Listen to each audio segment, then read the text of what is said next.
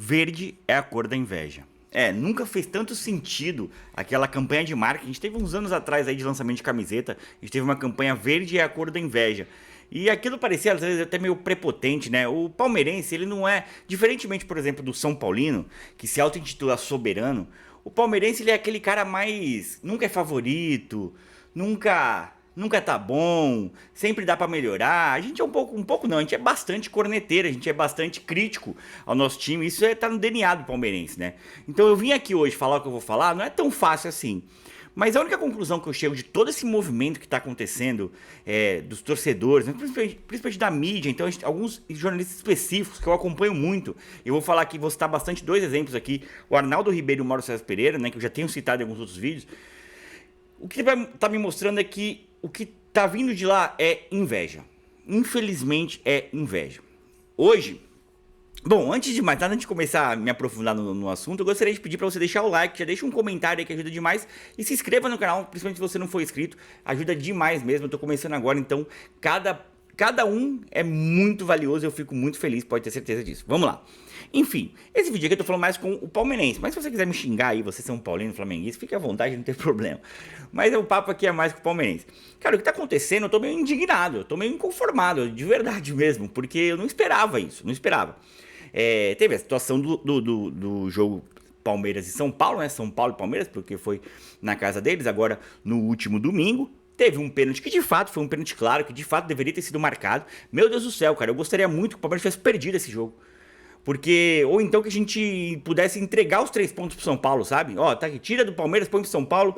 Porque, meu Deus, cara, virou uma coisa como se a gente tivesse em primeiro apenas por causa disso, sendo que se a gente ganhar do Juventude amanhã, um jogo que a gente vai estar ferrado, né? A CBF ferrou com a gente, vamos jogar sem 7, 8 jogadores. Se a gente ganhar deles, a gente vai ficar em primeiro mesmo sem esses 3 pontos de jogo contra o São Paulo, entendeu? Mesmo sem esses 3 pontos de jogo contra o São Paulo, a gente ficaria em primeiro. Mas mesmo assim, os caras estão querendo descredibilizar o Palmeiras. Parece que a campanha do Palmeiras praticamente tá virando uma situação seguinte. Ah, tá explicado o Palmeiras. Pô, eu tava vendo alguns programas, eu simplesmente não vi análise sobre o jogo. Eu não vi análise sobre o jogo, é só falando sobre o lance da arbitragem, é só falando sobre o pênalti.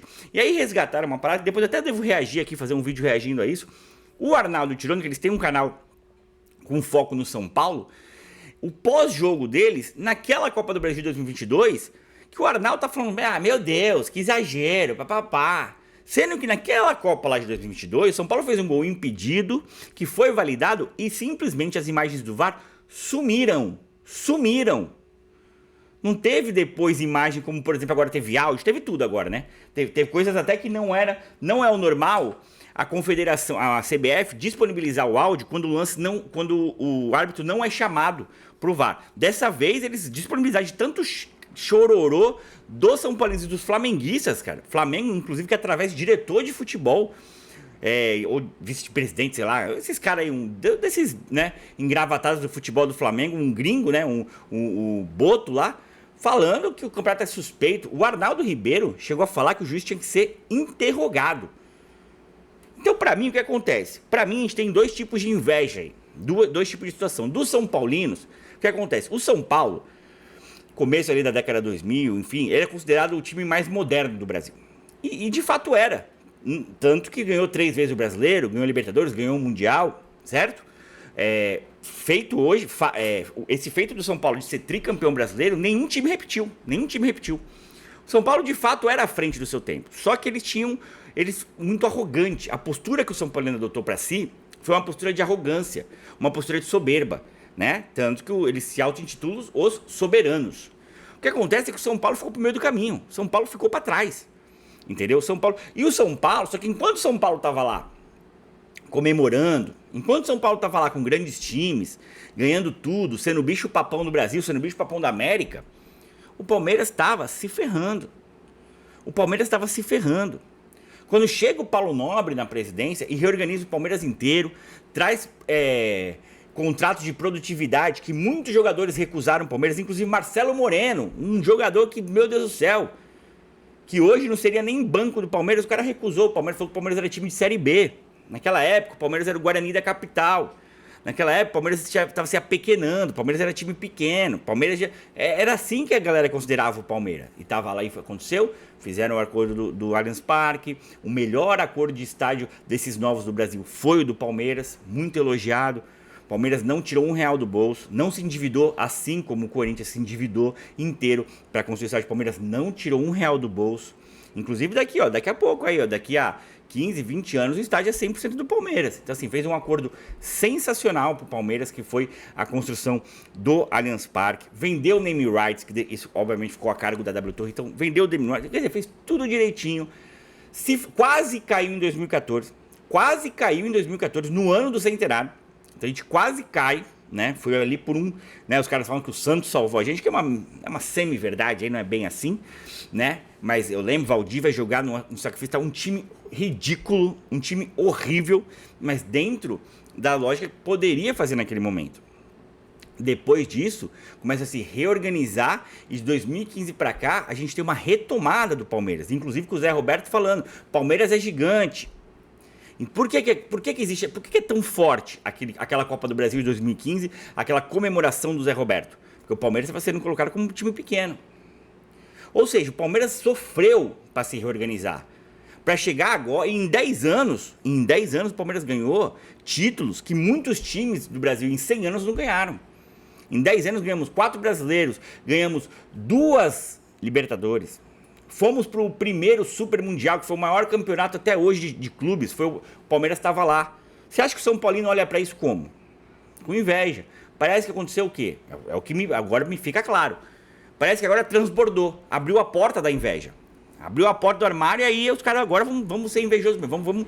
Ou seja, vamos descredibilizar toda a história do Palmeiras, toda a reconstrução do Palmeiras.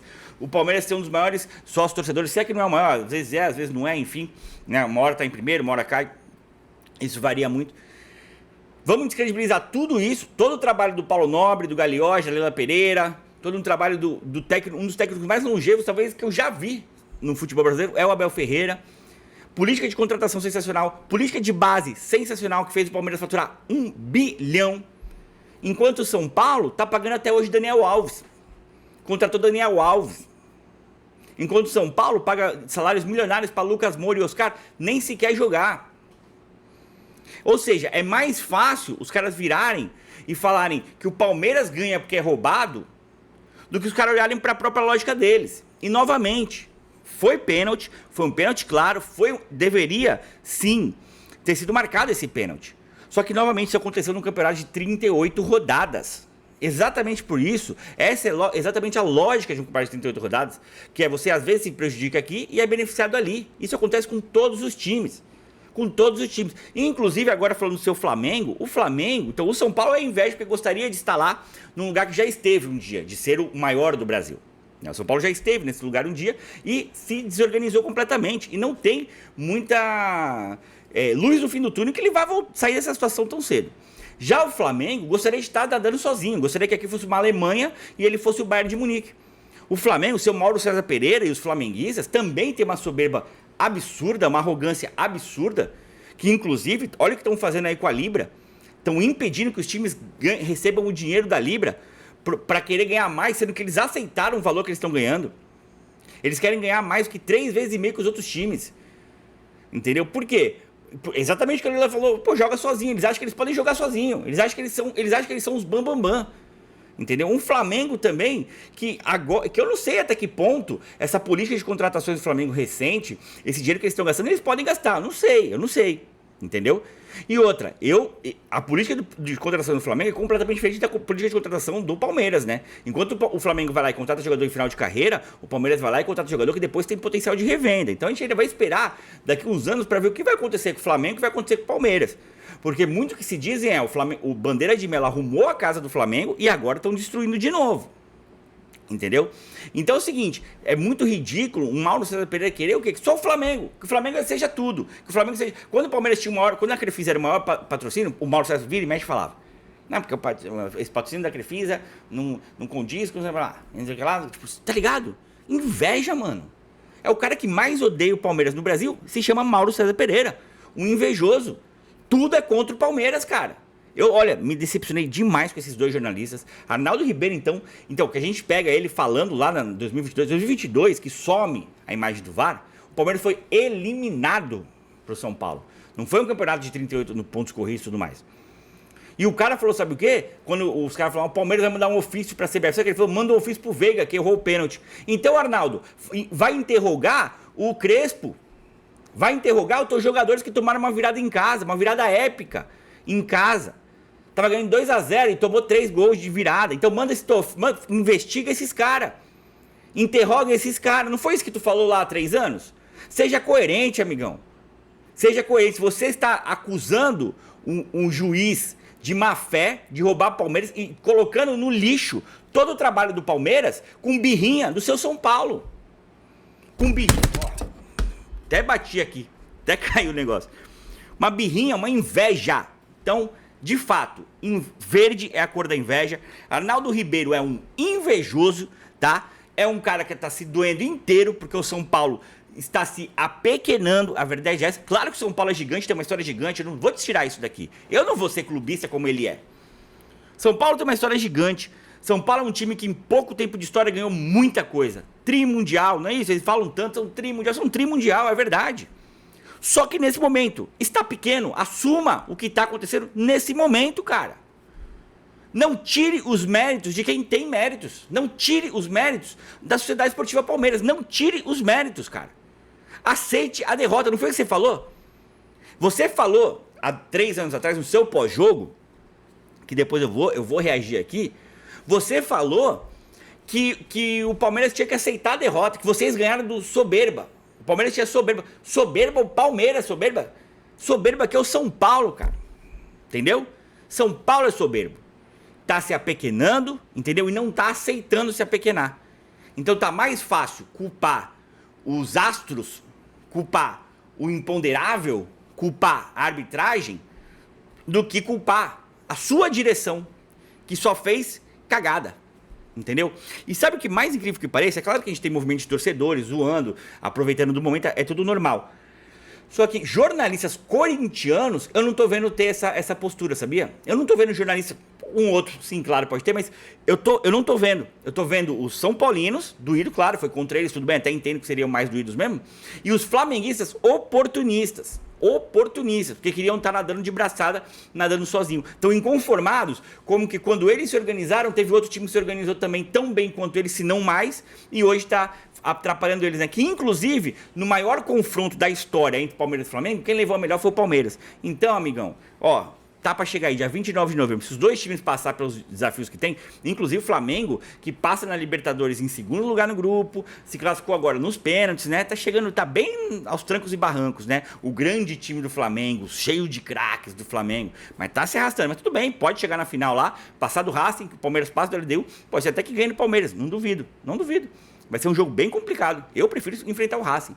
Só que eu te digo uma coisa, mano. Se vocês perderem... bichão. Né? Bora ver, vamos ver.